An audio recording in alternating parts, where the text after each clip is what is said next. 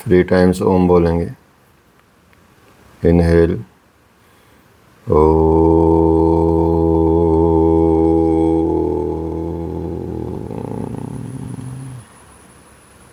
Inhale O,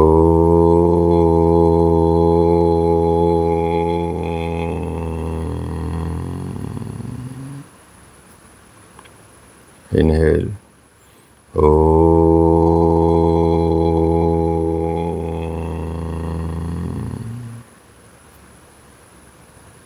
relax, gently open your eyes। चलिए, हरि ओम।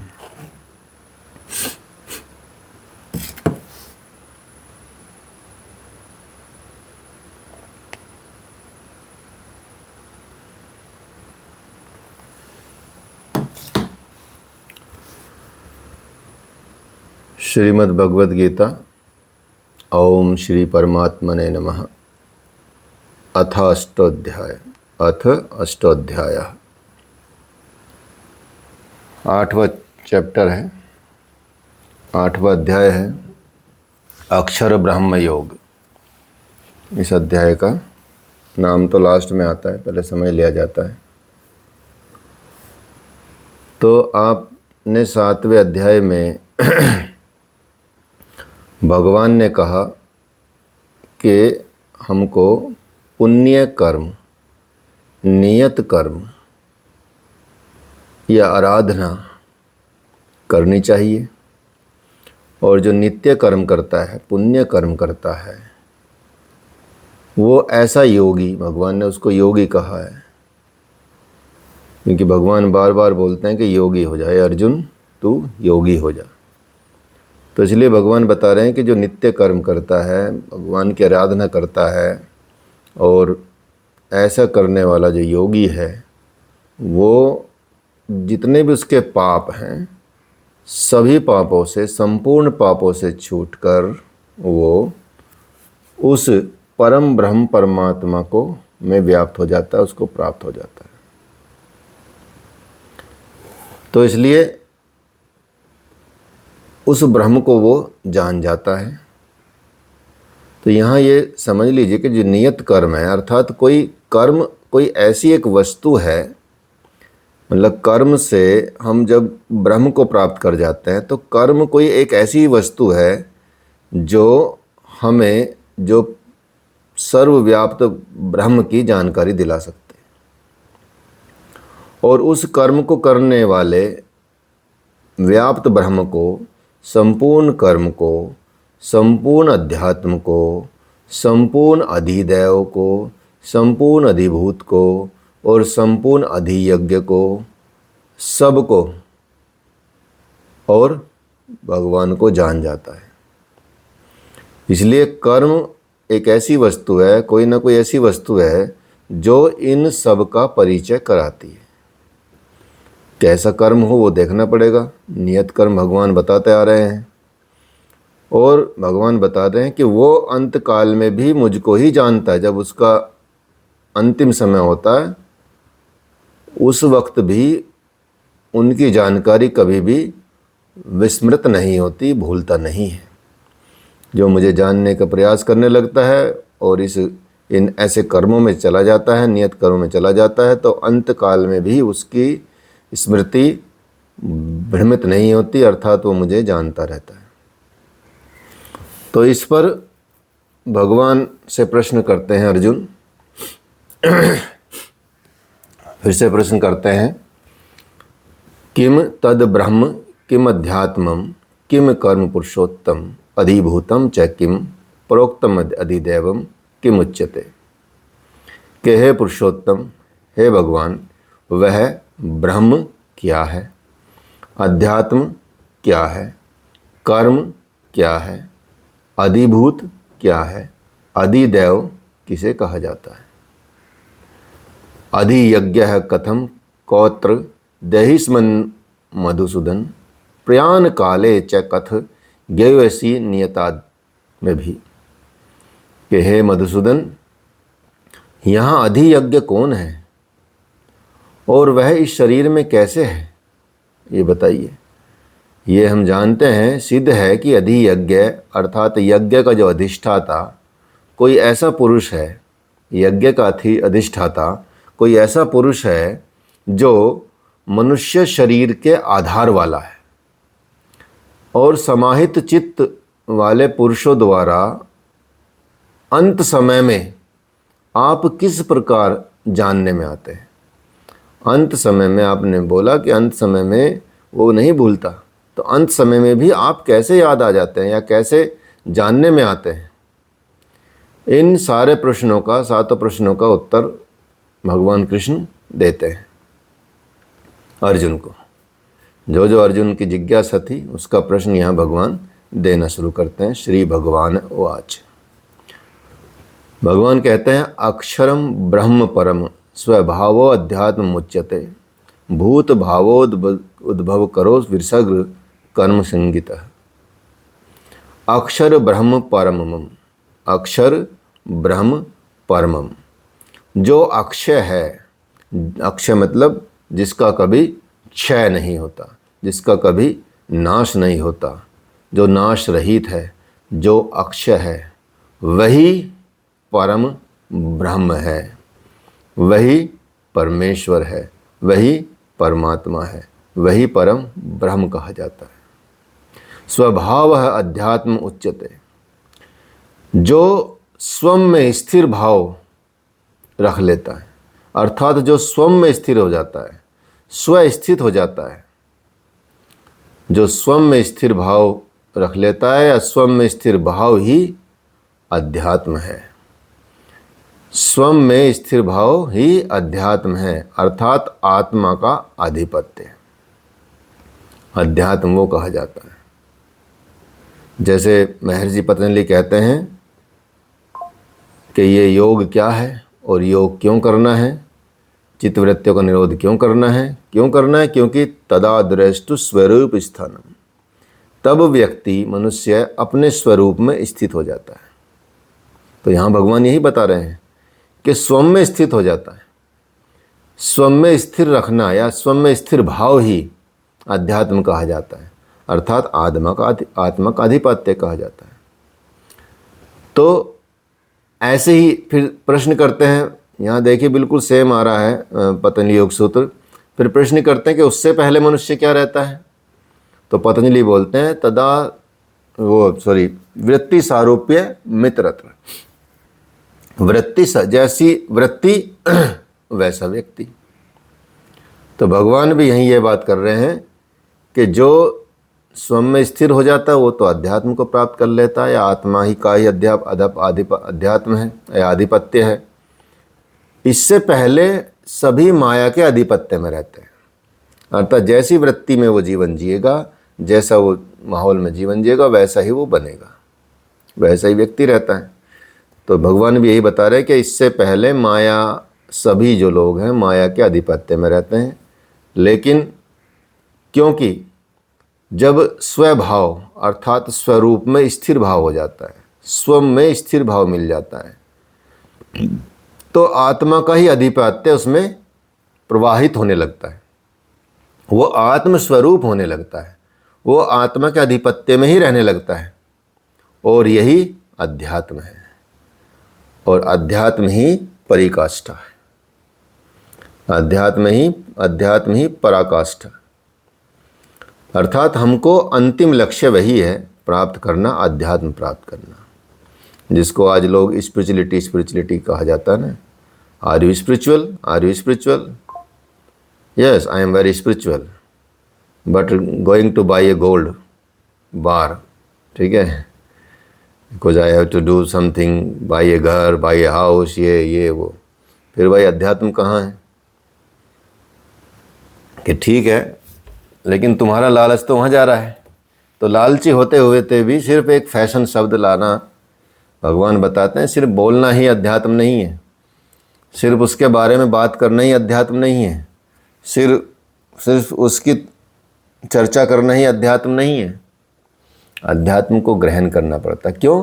क्योंकि अध्यात्म तो ये पराकाष्ठा है स्थिर भाव की।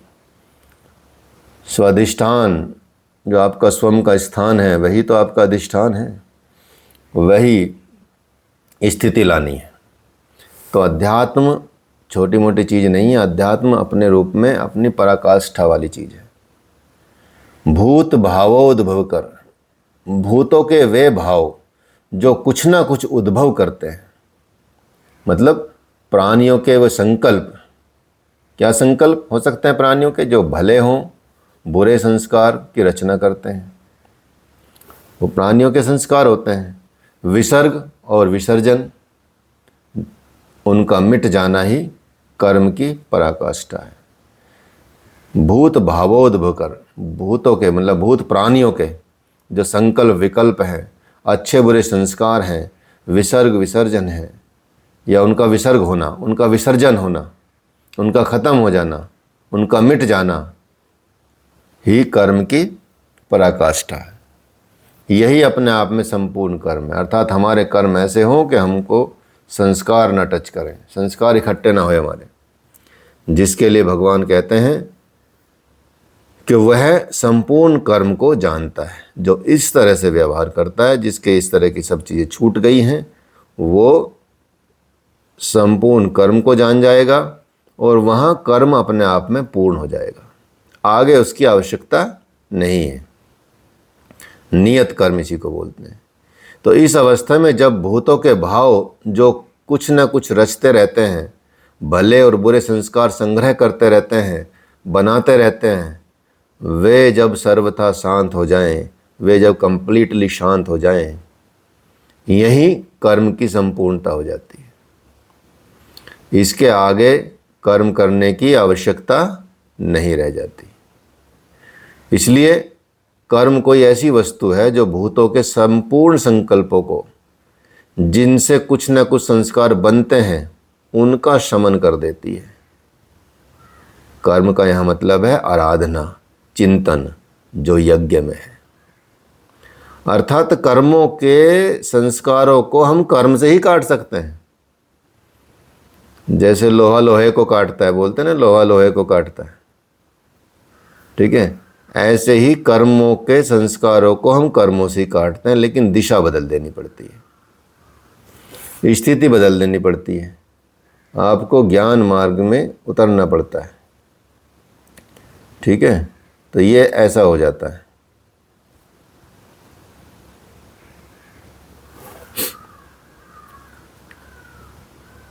समझ गए? तो कर्म का मतलब हो गया, यहाँ कर्म का अर्थ लिया जाना चाहिए आराधना, चिंतन, जो बेसिकली यज्ञ में है।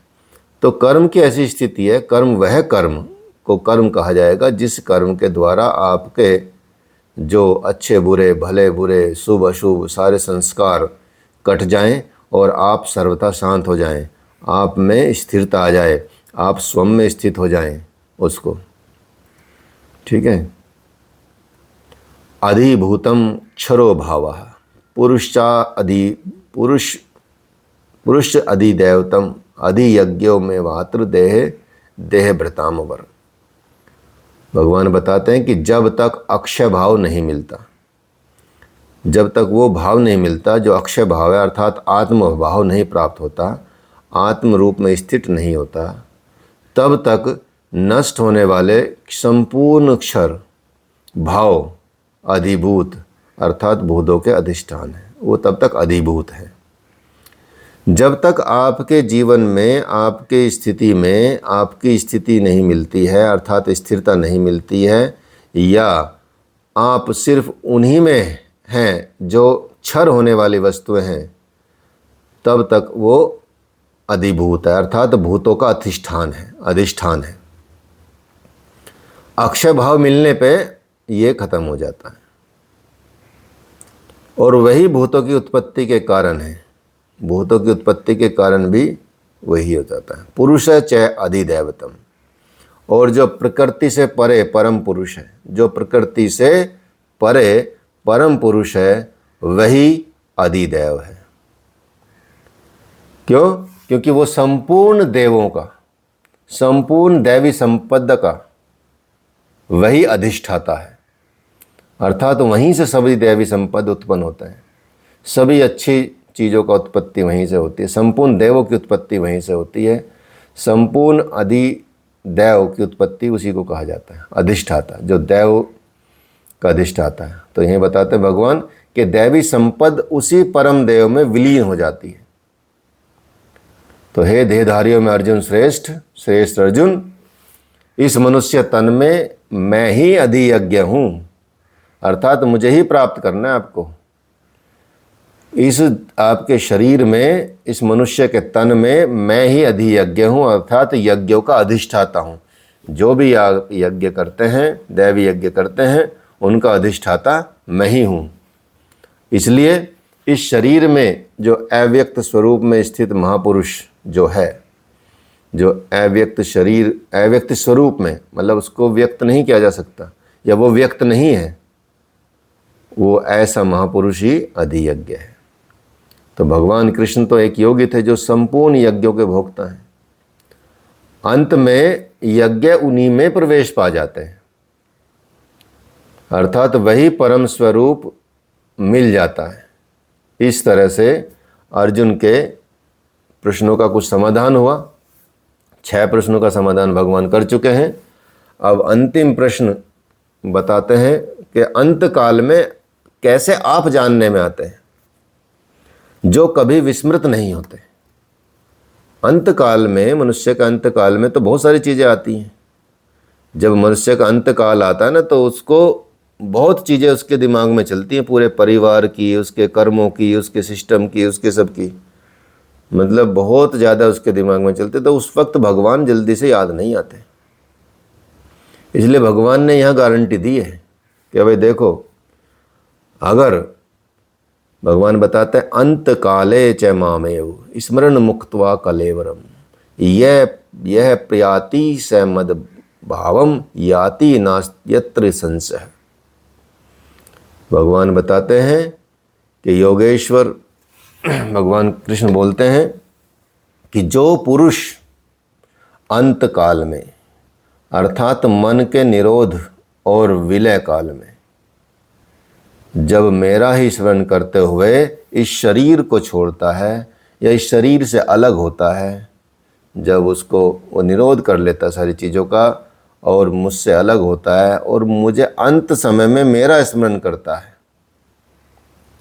छोड़ देता है इस शरीर को, तो वह मद्भावम, साक्षात मेरे स्वरूप को प्राप्त होता है। इसमें कोई डाउट नहीं है।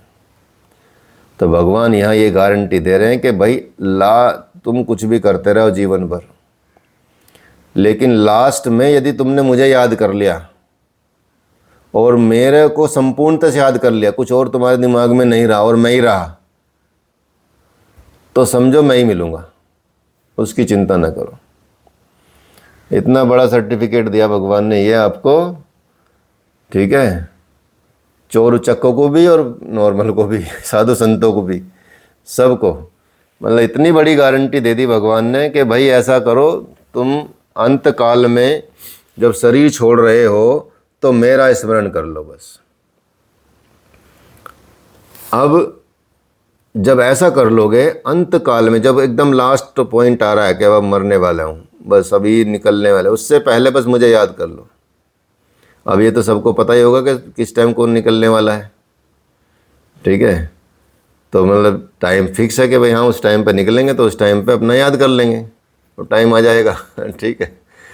तो अगर ऐसा होता तो भगवान के सबको भगवान प्राप्त हो जाते कि अच्छे भाई 2045 में 40 में इस वक्त मेरा ये होगा, तो उसी टाइम भगवान को, तब तक पूरे गलत कर्म करता हूँ, पूरा मज़े करता हूँ, अयाज करता हूँ, और जैसी टाइम आएगा उस एक टाइम पे तुरंत याद कर लूँगा। भगवान ने ऐसे फिक्स नहीं किया ना जन्म मृत्यु, वो तो पता नहीं कब दे दे, ठीक है, जब तुम उलझे रहो तभी दे देगा।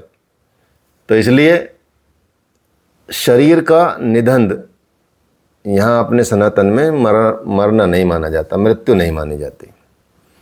मृत्यु जैसा लगता है, मृत्यु के सब चीज़ें होती हैं, मृत्यु शब्द भी है, ऐसी बात नहीं है, लेकिन यहाँ मानते नहीं हैं सनातन परंपरा में, अर्थात परिवर्तन ही मानते हैं। शरीर का निधन शुद्ध अंतकाल नहीं है, भगवान ये बता रहे हैं। मरने के बाद भी शरीरों का क्रम पीछे लगा रहता है आपके। जो आपने संचित संस्कार हैं, संचित संस्कारों की सतह के मिट जाने के साथ ही मन का निरोध हो जाता है, और वो मन भी जब विलीन हो जाता है तो वहीं पर अंतकाल है, जिसके बाद शरीर धारण नहीं करना पड़ता। इसलिए यह क्रियात्मक है, केवल कहने से, वार्ताक्रम में समझने से नहीं आता। ये जब तक वस्त्रों की तरह शरीर का परिवर्तन हो रहा है तब तक शरीरों का अंत नहीं है।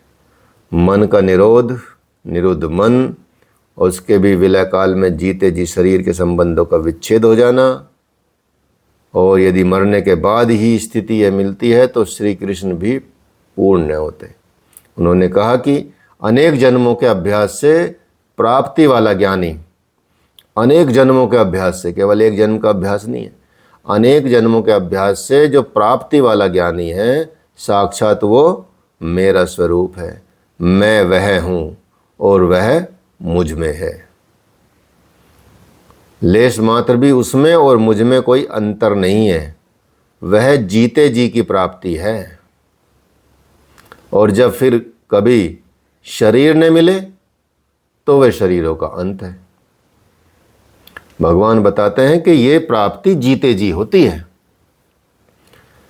ऐसा नहीं कि मरने के बाद मोक्ष मिलेगा। मोक्ष की स्थिति पहले लानी होती है, मरने के बाद तो संस्कार इकट्ठे किए हुए आपने, अगला जन्म होगा ही होगा, फिर जन्म होगा, ठीक है। तो भगवान बताते हैं कि ऐसे जो जन्मों जन्मों के अभ्यास करने वाले लोग हैं, जब उनकी ऐसी स्थिति आती, जब प्राप्ति वाला जन्म आता है कि इस जन्म में उसको प्राप्ति होगी, तो उसमें और मेरे में कोई अंतर नहीं दिखता। वो साक्षात मैं और वो, मैं उसमें हूँ, वो मुझ में है। लेश मात्र भी, भगवान बताते हैं कि लेश मात्र भी उसमें और मुझ में कोई अंतर नहीं है, अर्थात तत्व रूप में वो एक ही है। जैसे जल, समुद्र में आप 2 बाल्टी पानी गिरा दो तो ढूंढ पाओगे कि कौन सा पानी गिराया, एक सा हो जाएगा।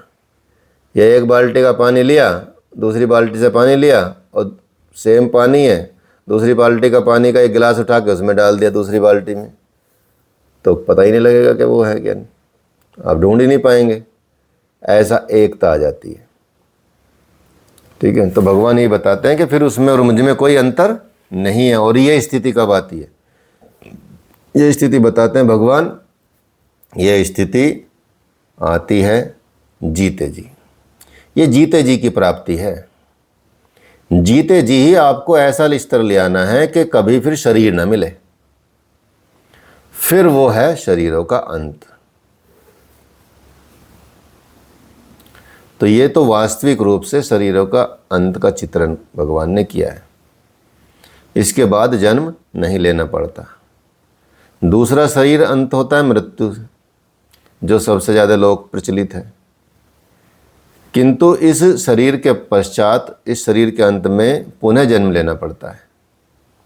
एक शरीर के अंत के बाद जन्म नहीं लेना पड़ता और एक शरीर के अंत के बाद जन्म लेना पड़ता है। तो यम यम वापी स्मरण भावम त्यजन्ते कलेवरम तम तमय वैति कौन्ते सदा तद्भाव भावित। कौन्ते, मृत्यु के समय जिस जिस भी भाव को स्मरण करता हुआ कोई मनुष्य शरीर को त्यागता है तो उसको वही प्राप्त होता है। बड़ा सस्ता सौदा है, ठीक है, बहुत ही बढ़िया है। जब जब भगवान बोल रहे हैं कि जब वो मरेगा, मनुष्य कोई अपने शरीर को त्यागेगा, उस वक्त जो उसका भाव रहेगा, अगला जन्म वही रहेगा।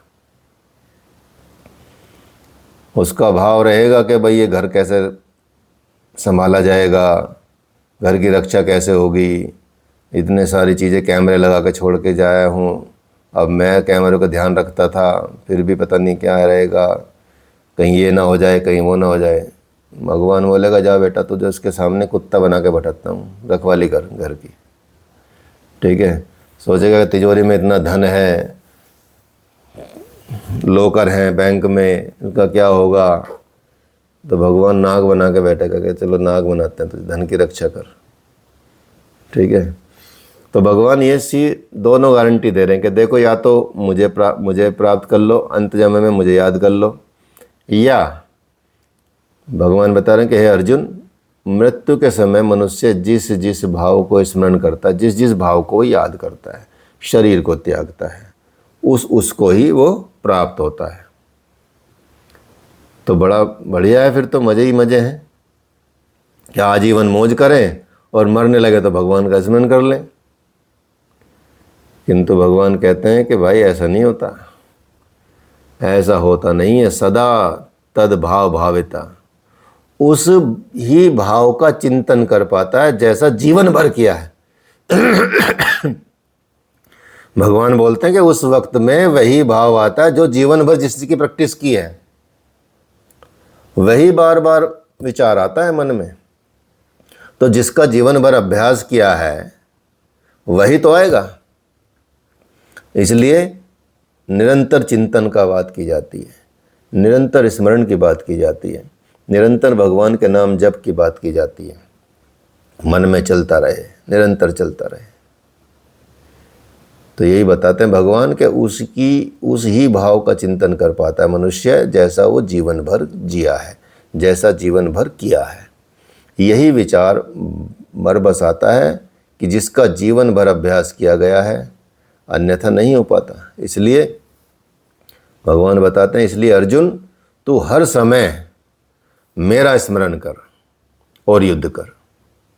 कंटिन्यू मुझे ध्यान में रख, बस मुझे याद करता जा, मुझ में अर्पित मन। कितना सरल साधारण बता रहे हैं भगवान, साधन बता रहे हैं, कितना सरल साधन बता रहे हैं कि भाई क्या कर लो तो मैं प्राप्त हो जाऊंगा। कुछ भी करते रहो तुम, बस मुझे याद करते रहो, मेरा स्मरण करते रहो। युद्ध भी कर रहा है तो तू मुझे स्मरण करता है, युद्ध कर, कोई दिक्कत नहीं। मुझे स्मरण करता करता तुझे तीर भी लग जाएगा तो मुझे प्राप्त हो जाएगा।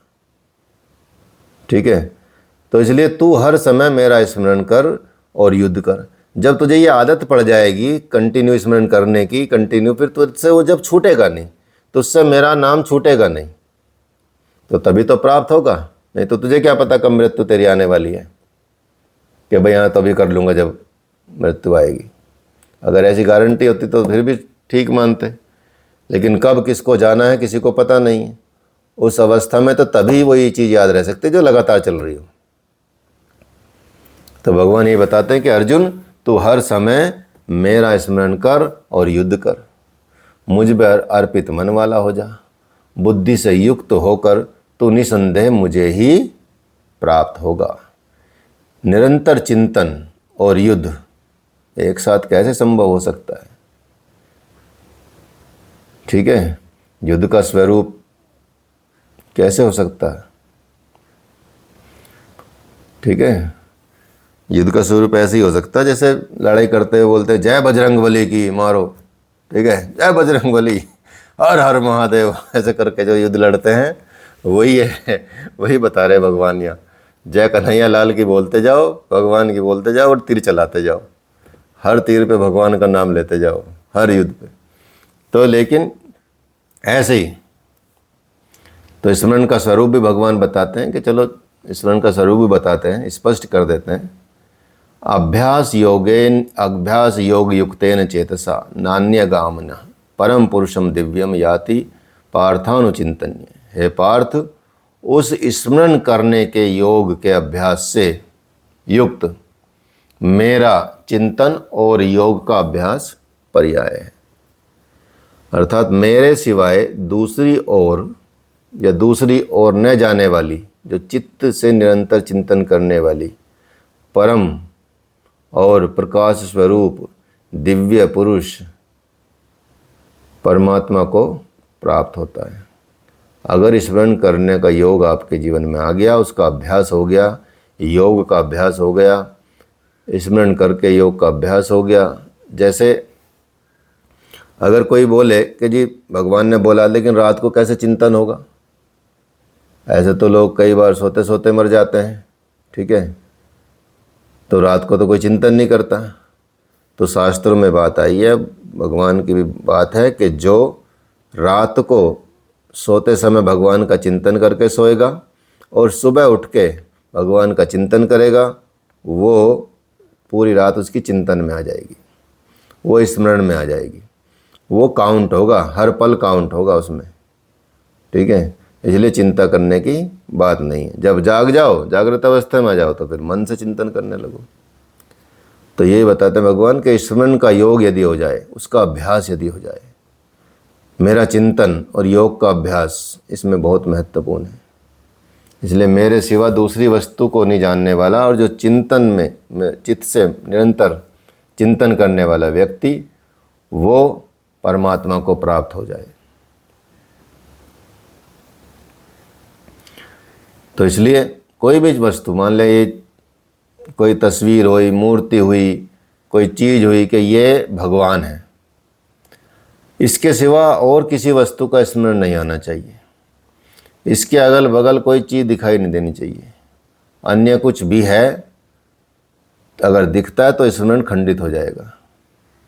तो जब स्मरण इतना सूक्ष्म हो जाए कि कोई और वस्तु चीज़ ना दिखे, जब स्मरण इतना सूक्ष्म हो जाए कि इष्ट के अतिरिक्त दूसरी वस्तु का याद ही ना रहे, कि बस मुझे तो भगवान ही याद रहते हैं। जैसे वो बताते ना कहानी वृंदावन की, जज की, कि जज साहब हैं, साधु बने हुए हैं, कि भाई वो हर मतलब वो जिसकी वजह से साधु बने थे, वो जो जिसको सजा देने के लिए उनको बुलाया था कटघरे में, वो व्यक्ति हर बात में बोलता था, हर मन में यही सोचता था कि बस मैं क्या जानूँ, भगवान ही जाने, मैं क्या जानूँ, रघुनाथ जाने, मैं क्या जानूँ, रघुनाथ जाने। कुछ भी काम करता था कि बस वही जाने। तो निरंतर चिंतन लग रहा है, मतलब उसका, सोचे उसने किसी और चीज़ का नाम ही नहीं लिया, बस भगवान का नाम निरंतर वो लग रहा है, उसमें पूर्ण विश्वास के साथ लगा हुआ है। तो भगवान उसकी गवाही देने आ गए। ठीक है, सोचिए। तो ये इसलिए भगवान बोलते हैं कि स्मरण इतना सूक्ष्म है कि इष्ट के अतिरिक्त दूसरी वस्तु का स्मरण भी ना हो, मन में तरंगे भी ना आए, तो स्मरण और युद्ध दोनों एक साथ ऐसे ही हो सकते हैं। इसलिए बस जब आप चित्त को सब ओर से समेटकर एक आराध्य में लगा लेते हैं, उसमें प्रवृत्त कर लेते हैं अपने मन को, चित्त को स्थिर कर लेते हैं, उस समय जो मायिक प्रवृत्तियां हैं, काम क्रोध राग द्वेष, वो आती तो जरूर हैं, बाधा के रूप में प्रकट तो होती हैं, लेकिन आप स्मरण करेंगे तो वो करेंगी तो आपको परेशान करेंगी, उद्वेग पैदा करेंगी। ठीक है, आपके मन को इधर उधर भटकाना चाहेंगी, बाह्य वृत्तियों को प्राप्त कराना चाहेंगी। लेकिन निरंतर यदि चिंतन करते रहे, उन पे ना भटके, तो आप उस चित्त वाले हो जाएंगे। इसी तरह से इस चिंतन के साथ आप युद्ध कर सकते हैं। भगवत गीता का एक भी श्लोक बाह्य मारकाट का समर्थन नहीं करता कि बाहर मारकाट करो जाके। चिंतन किसका करें, इस पे भगवान बोलते हैं कि उस युद्ध के साथ वह पुरुष सर्वज्ञ, अनादि, सबके नियंता, सूक्ष्म से भी सूक्ष्म, अति सूक्ष्म, सबके धारण पोषण करने वाले, लेकिन किंतु अचिंत्य, जब तक चित्त और चित्त की लहर है तब तक वो दिखाई नहीं देता। चित्त के निरोध और विलय काल में ही जो विदित होता है, अर्थात महर्षि पतंजलि ने भी कहा है योगस्य चित्त वृत्ति निरोध। सेम चीज़ भगवान कह रहे हैं, चित्त के निरोध में और विलय काल में ही जो विदित होता है वो तभी विदित होता है। तो श्लोक में आ गया वहाँ पे भी, तो नित्य प्रकाश स्वरूप और अविद्या से उस परमात्मा का स्मरण करता है, वो उसको प्राप्त कर लेता है। तो बताया भगवान ने कि मेरा चिंतन जो करता है, यहाँ कहते हैं भगवान परमात्मा का, उस परमात्मा के चिंतन का, ध्यान का माध्यम तत्व स्थित महापुरुष है। इसलिए वो प्राण काले मनसा चलेन भक्त्या युक्तो योग बलेन चैव भ्रू ध्रुव मध्य प्राणमवेश्य सम्यक स तम परम पुरुषमपुति दिव्यम। भगवान बताते हैं कि जो निरंतर उस परमात्मा का स्मरण करता है, वह भक्ति युक्त पुरुष प्रयाण काले, मन के विलीन अवस्था में योग बल से, अपने जो उसने योग बल इकट्ठा किया अपने योग से, और जो नियत कर्म के आचरण से, योग बल से योग करते हुए, नियत कर्म करते हुए, नियत कर्म का आचरण करते हुए, जो कोई भ्रकुटी के मध्य यहाँ थर्ड आई पे प्राण को भली प्रकार स्थापित करता है। प्राण मतलब प्राण अपान को सम करके, न अंदर से उद्वेग पैदा हो और न बाह्य संकल्प कोई उसका कोई लेना देना हो, अर्थात इन्हेल एक्सेल दोनों से कोई उद्वेग पैदा ना हो। ऐसा जब आप प्राण को स्थित कर देते हैं प्राणायाम के माध्यम से, अंदर से उठने वाली लहरें भी खत्म और बाहर से आने वाले विषय भी खत्म, दोनों को यदि आप स्थिर कर लेते हैं, समान कर लेते हैं, प्राण की आहुति अपान में कर लेते हैं, अपान की आहुति प्राण में कर लेते हैं, ठीक है, और आपके जो तीनों गुण से शांत हो जाते हैं, सत रज तम, ये तीनों गुण शांत हो जाते हैं और भगवान या सूरत इष्ट में स्थित हो जाती है, उस काल में वह अचल मन, जो अचल मन रहता है, ठीक है, जब अचल मन हो जाता है अर्थात चलायमान नहीं रहता, स्थिर बुद्धि वाला पुरुष उस दिव्य रूप परमात्मा को प्राप्त करता है। इसलिए जब ध्यान करवाते हैं तो यहीं तो स्थापित करवाते हैं, लेकिन वो दो चीज़ भूल जाते हैं, दो तीन चीज़ें, कि भाई बाहर के संकल्प और अंदर के संकल्प ना उठें। अब जब आप ध्यान में बैठते हैं तो बाहर के भी और अंदर के भी दोनों संकल्प आते हैं, ध्यान चाहे आप यहाँ लगा रहे हो, ठीक है। तो भगवान ने तो दोनों को पहले उनको भी शांत करने को बोला है, और जो सतरज तम जो गुण हैं जिनकी वजह से आप चलायमान हैं, जिनकी वजह से आप सब कुछ चलता है, उसको भी यदि आप शांत ना करें तो कैसे ध्यान लगेगा? तब आपकी सूरत जो स्थिति नहीं होगी, ईष्ट में स्थिति नहीं होगी। लेकिन जो ऐसे कर लेता है वो उसकी सूरत लग जाती है, ईष्ट में स्थित हो जाती है और उसका मन अचल हो जाता है, स्थिर बुद्धि वाला हो जाता है और दिव्य आत्मा बन जाता है, दिव्य पुरुष बन जाता है और फिर वो परमात्मा को प्राप्त होता है। इसलिए ये हमेशा से बात याद रखने योग्य है कि उसी एक परमात्मा की प्राप्ति का विधान योग है। उस परमात्मा की प्राप्ति का विधान ही योग है। उसके लिए क्या करना है? उसके लिए नियत क्रिया करना, नियत क्रिया का आचरण। नियत क्रिया क्या है? योग क्रिया, योग क्रिया का आचरण, वो सब योग में आ जाएगा, जिसका वर्णन भगवान पहले ही कर चुके हैं 6 अध्याय में, 4 अध्याय में। तो अभी उन्होंने कहा कि निरंतर मेरा ही स्मरण कर। कैसे करे? तो इसी योग धारणा में स्थित रहते हुए करना है, योग में जाके करना है, योग धारण करते हुए करना, उसका अभ्यास करना है। ऐसे करने वाला दिव्य पुरुष को ही ईश्वर प्राप्त होते हैं, और जो कभी भूलता नहीं है, जो कभी विस्मृत नहीं होता। तो यहाँ भगवान ने उन अर्जुन के ऐसे प्रश्न का समाधान किया कि आप प्रयाण काल में किस प्रकार जानने में आते हैं, पाने योग्य पद का चित्रण कैसे किया है, ये बार बार भगवत गीता में भगवान ने बताया है। तो यहाँ कि किस तरह से नहीं भूल पाएंगे, भगवान ने बताया इस तरह से नहीं भूल पाएंगे। ऐसा नहीं कि एक दिन याद किया तो बस हो गया, सावन में मांस मदिरा नहीं खाई तो बस हो गया, नवरात्रों में नहीं खाया तो बस हो गया लहसुन प्याज, ठीक है। और फिर मन इतना विचलित हो गया कि बहुत दिन हो गए भाई, 8 दिन तो बड़ी मुश्किल से कटे, 9 दिन नवरात्रे बड़े भारी पड़ते हैं कुछ लोगों पे, जबकि खाना खा रहे वो, लेकिन कोई चीज़ घर में लाई नहीं जाती है, मना कर दी जाती है कि भाई नवरात्रे चल रहे हैं, तो वो 9 दिन भी उन पे भारी पड़ते हैं। इसलिए कई एक दिन पहले इकट्ठा कर लेते हैं माल के, भाई आज खा लो जितना खाना है, ठीक है। रात के 12 बजे तक का ये बस टाइम, ठीक है। वो जो खाया दूषित तो पेट में ही अगले दिन भी, वो कहाँ से चला गया, और शरीर में तो 40 दिन तक उसकी मतलब असर चलता है। 40 दिन के बाद तक आपका उसमें, और वो फिर मन में चला जाता है। तो किससे पूछे छूटोगे? इतनी बारीकी जानते नहीं हैं। वो सोचते हैं बस खा लिया तो ख़त्म, बाहर से टच नहीं करेंगे, ठीक है। मन में लेकिन उसी का चिंतन चल रहा है। इतना चिंतन तो भगवान का भी नहीं चलता, आप सोचेंगे। जिन माता के व्रत चल रहे हैं उनका भी चिंतन इतना नहीं चलता जितना ही चलता कि बस जब कब कब खत्म होंगे नवरात्र, कुछ लोगों के, ठीक है। ऐसी कुछ लोगों के सावन कब खत्म होगा, तो आज अंतिम सोमवार है भगवान शिव के सावन का। अब लोगों में उल्लास आने लगेगा धीरे धीरे कि भाई चलो ठीक है, जो तामसिक प्रवृत्ति के हैं या किसी भी ऐसी प्रवृत्ति के, तो कहाँ होगा ऐसा। तो उसको याद नहीं करते, उसको याद करते हैं जो बाहर के विषय हैं, जो इंद्रियों के विषय हैं, भोग विषय हैं, उनको याद करते हैं।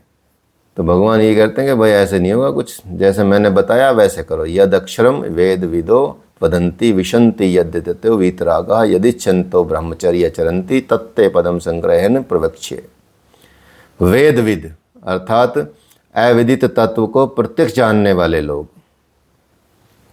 अविदित तत्व को प्रत्यक्ष जानने वाले लोग, जिस परम पद अक्षरम, अक्षय कहते हैं जिसको, वीतराग महात्मा, जिसमें प्रवेश के लिए प्रयत्नशील रहते हैं, लगातार प्रयत्न करें, और जिस परम पद को चाहने वाले ब्रह्मचर्य का पालन करते हैं।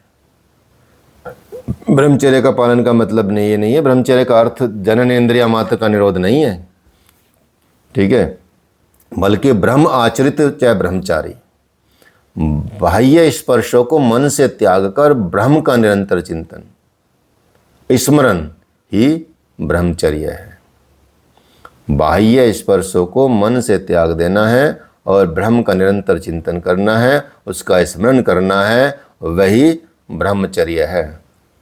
और जो इस तरह से कर रहा है वो ब्रह्मचर्य का पालन कर रहा है, इसका मतलब ये है।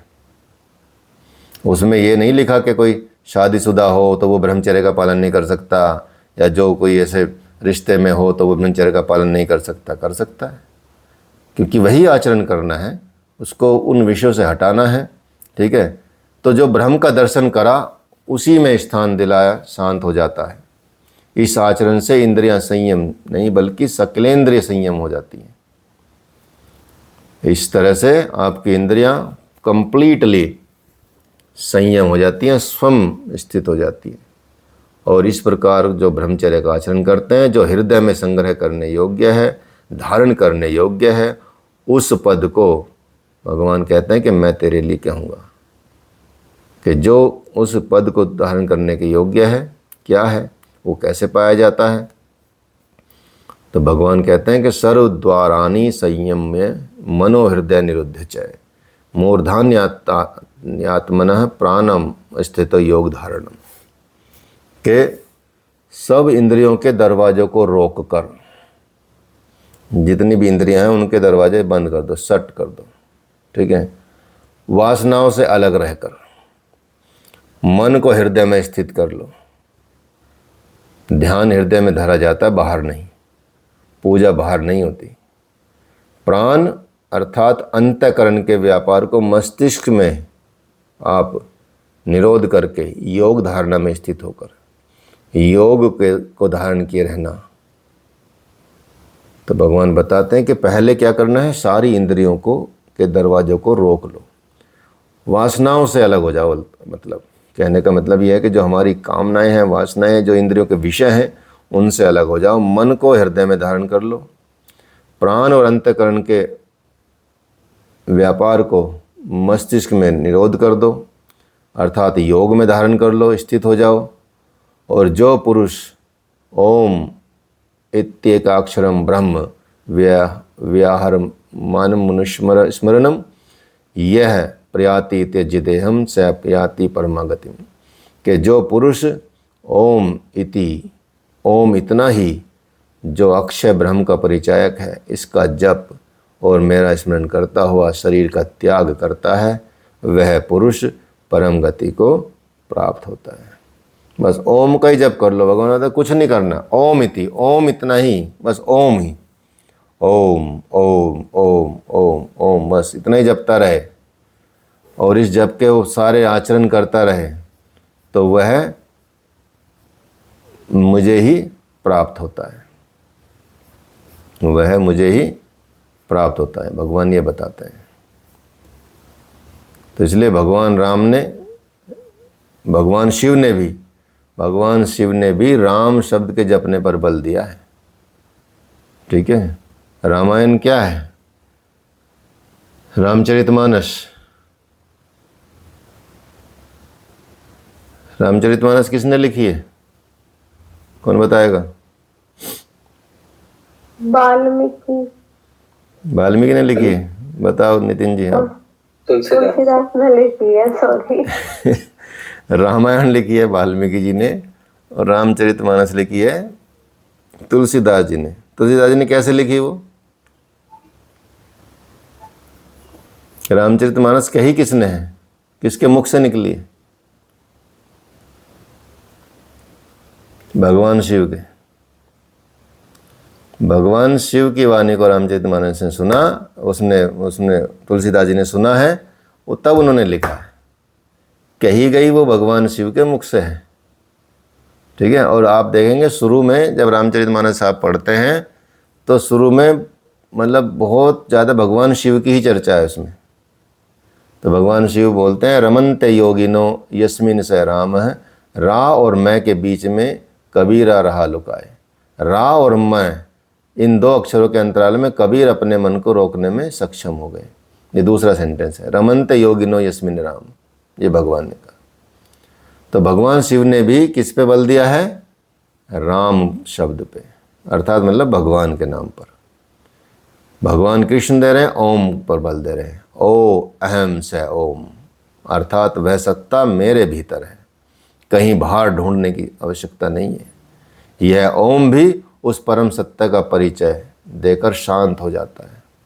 इसलिए वास्तव में उन प्रभु के अनंत नाम हैं, किंतु जप के लिए वही नाम सार्थक है जो छोटा हो, श्वास में ढल जाए, सांस में ढल जाए, एक परमात्मा का ही बोध कराता हो, उसके भिन्न अन्य देवी देवताओं की अविवेकपूर्ण कल्पना में उलझकर लक्ष्य से दृष्टि न हटा दे। तो इसलिए महाराज जी कहते हैं कि मेरा रूप देखें, श्रद्धानुसार कोई भी 2-2.5 अक्षर का नाम ले लें, ओम, राम, शिव में से कोई एक ले लें, उसका चिंतन करें। शिव शिव शिव शिव शिव शिव शिव शिव, आपके सांस में ढल जाएगा। शिव, इनहेल करते शिव, एक्सेल करते शिव, इनहेल करते ओम, एक्सेल करते ओम, इनहेल करते राम और एक्सेल करते राम। राम राम राम राम, ओम ओम, सांस में आ जाए, उसी के अर्थ स्वरूप इष्ट के स्वरूप का ध्यान करें। ध्यान सदगुरु का ही किया जाता है। आप राम कृष्ण वीतरागी विषा चित्तम, वीतरागी महात्माओं का यथाभिमत ध्यान द्वा, पतंजलि ने कहा है। अभिमत अर्थात योग के अभिमत, अनुकूल किसी का भी स्वरूप पकड़ ले, वे अनुभव में आपको मिलेंगे और आपके समकालीन किसी सदगुरु की ओर बढ़ा देंगे, जिनके दर्शन से आप धीरे धीरे धीरे धीरे प्रकृति के क्षेत्र से पार होते जाएंगे। मैं भी प्रारंभ में देवता कृष्ण विराट का चित्रण करता था, ध्यान करता था, महाराज जी बोलते, किंतु महाराज जी के अनुभव प्रवेश के लिए वह शांत हो गए। जैसे ही अब प्रवेश हुआ तो बाकी सब शांत हो जाता है, यहाँ तक कि ओम भी शांत हो जाता है, ये बताया गया। मतलब जिसके सहारे से आपने शुरू किया जब ध्यान, बाद में जब उसकी प्राप्ति हो जाएगी तो वो भी खट जाएगा। वो उसको लक्ष्य था कि वहाँ तक पहुँचाना, और जब वहाँ पहुँचा दिया तो बस ड्राइवर ने छोड़ा आपको स्टेशन पे, बस चला गया, बात खत्म। वहीं तक तो है ड्राइवर गाड़ी वाला, ठीक है, आप अपने आगे जाओ। तो यही बात यहाँ भगवान बताते हैं कि अनन्य चेता सततम यो माम स्मृति नित्यश तस्याहम सुलभ पार्थ नित्य मुक्तस्य योगिन, कि मेरे अतिरिक्त कोई चित्त में है ही नहीं, अन्य किसी का चिंतन न करता हुआ, अर्थात अनन्य चित्त से स्थिर हुआ जो अनवरत मेरा स्मरण करता है, उस नित्य मुझ में युक्त योगी के लिए मैं सुलभ हूँ। सुलभ का मतलब मामुपेत्यम पुनर्जन्म दुखाल्यम शाश्वतम नाप्नुवन्ति महात्मना संसिद्धिम परमाम गता। सुलभ का मतलब मुझे प्राप्त कर वे दुखों के स्थान स्वरूप क्षण भंगुर पुनर्जन्म को प्राप्त नहीं होते, बल्कि परम सिद्धि को प्राप्त होते हैं, अर्थात मुझे प्राप्त होते हैं। परम सिद्धि को प्राप्त होना और मुझे प्राप्त होना एक ही बात है। केवल भगवान ही ऐसे हैं जिन्हें पाकर आप या किसी पुरुष का भी पुनर्जन्म नहीं होता। तो यहाँ प्रश्न होता है कि पुनर्जन्म की सीमा कहाँ तक है, पुनर्जन्म क्या है, कहाँ तक है। तो भगवान बताते हैं कि अर्जुन, ब्रह्मा से लेकर कीट पतंग आदि सभी लोग पुनरावर्ती हैं। जितने भी लोग हैं, भगवान ने बताया ब्रह्मा से लेकर, सोचिए, अर्थात ब्रह्मा भी बदलते हैं, ब्रह्मा के भी पुनर्जन्म होते हैं। ब्रह्मा से लेकर और नीचे कीट पतंगे तक सब, तो जितने भी, चाहे स्वर्ग लोक हो, ब्रह्म लोक हो, ये लोक हो, वो लोक हो, ठीक है, बस एक वैकुंठ लोक बचा है, परम लोक वही है। जितने भी बाकी लोग हैं वो जीवन मरण के चक्कर हैं सारे। ये मृत्यु लोक है, धरती को मृत्यु लोक कहा जाता है, ठीक है। तो बाकी में भी सब में पुनर्जन्म पुनरावृत्ति होती है। तो भगवान बताते हैं कि अर्जुन, ब्रह्मा से लेकर कीट पतंग आदि तक सभी लोग पुनरावृत्ति है, जन्म लेने वाले और मरने और पुनः पुनः इसी क्रम में चलने वाले हैं। किंतु हे कौन्तेय, मुझे प्राप्त होकर उस पुरुष का पुनर्जन्म नहीं होता। इसलिए आप कथाओं में आप देखेंगे कोई देवता भी भगवान का भजन कर रहा है, ठीक है, कोई ना कोई किसी ना किसी का भजन करता रहता है, ठीक है। तो ये धर्म ग्रंथों में और लोक लोकांतरों में जो भी परिकल्पना ईश्वर पद की और विभूतियों का बोध कराने वाली की गई है, वो आंतरिक अनुभव है, रूपक मात्र है। अंतरिक्ष में ना तो कोई ऐसा गड्ढा है जहाँ कीड़े काटते हों, न ऐसा महल है जिसे स्वर्ग कहा जाता हो, और दैवी संपत्ति से युक्त देवता और असुर संपत्ति से युक्त मनुष्य ही असुर है, वही देवता है। अपने अंदर ही आप सारे विकार हैं, ये रूपक में बताया गया है, ठीक है, कि दैवी संपत्ति से युक्त पुरुष क्या हो गया, देवता हो गया, ठीक है। बोलते भी हैं, सामने ही बोलते हैं, सामने के सामने बोलते हैं कि भाई तुम तो देवता स्वरूप हो, भाई तुम तो देवता जैसे हो, ठीक है, कि देवता तुल्य है वो, ठीक है, ऐसे बोलते हैं। क्यों? क्योंकि उसमें दैवी संपत्ति का वास है। और किसी को बोलते हैं ये तो राक्षस है भाई, ठीक है, ये तो ऐसा है, ऐसे ही बोलते तो वो असुरी संपत्ति का है। तो भगवान श्री कृष्ण ही सगे संबंधी, जिनके भगवान कृष्ण के राक्षस और बानासुर दैत्य थे, देव मानव त्रियक योनियों के विभिन्न लोक हैं। तो भगवान कृष्ण के अनुसार ये जीवात्मा मन और पांचों इंद्रियों को लेकर जन्म जन्मांतर के संस्कारों के अनुरूप नया शरीर धारण कर लेता है। क्षीणे पुण्य मृत्यु लोके विशंति। इससे बड़ी क्षति क्या होगी कि देवतन ही किस काम का, जब आप नीचे जा रहे हैं, तो जब आपने संचित नहीं किए चीज़ों को ऐसे को, तो फिर ये शरीर भी किस काम का।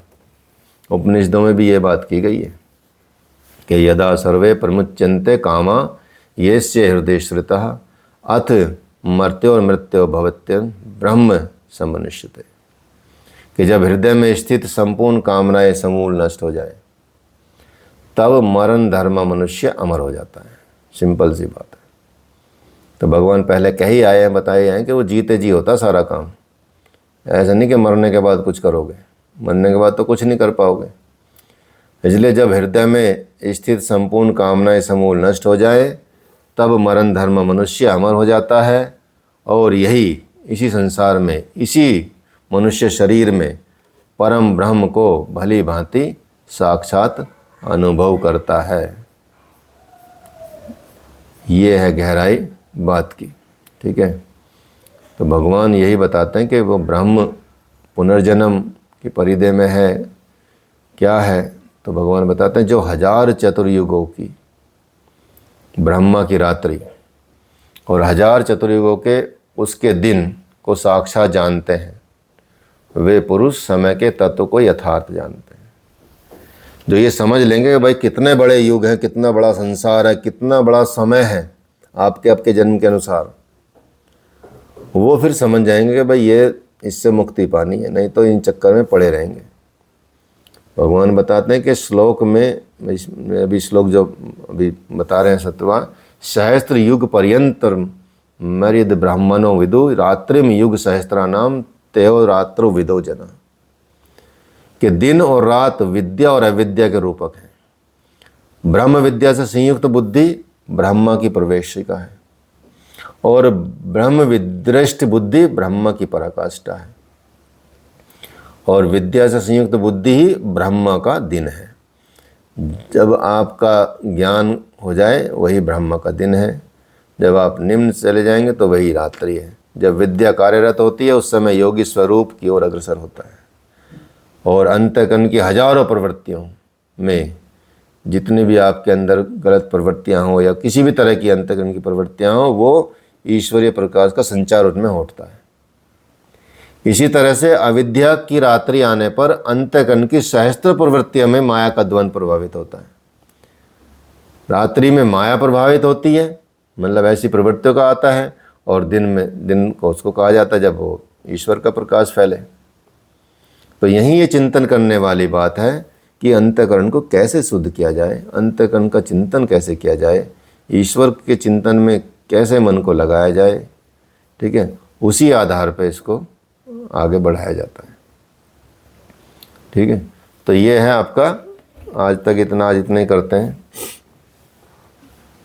पूरी तो कर सकते थे आज वैसे ही चैप्टर को, लेकिन नितिन जी ने बोला था धीरे धीरे करो तो थोड़ा एक्स्ट्रा बातें बतानी पड़ती है। ठीक है, नहीं तो आज ही कंप्लीट हो जाता है ये चैप्टर भी। ठीक है, धीरे धीरे अच्छा ठीक रहता है। हाँ ठीक है, कोई दिक्कत नहीं। कहाँ जाना है हमको? ऑफिस को ही जाना है। चलिए, और किसी का कोई प्रश्न हो तो पूछ सकते हैं।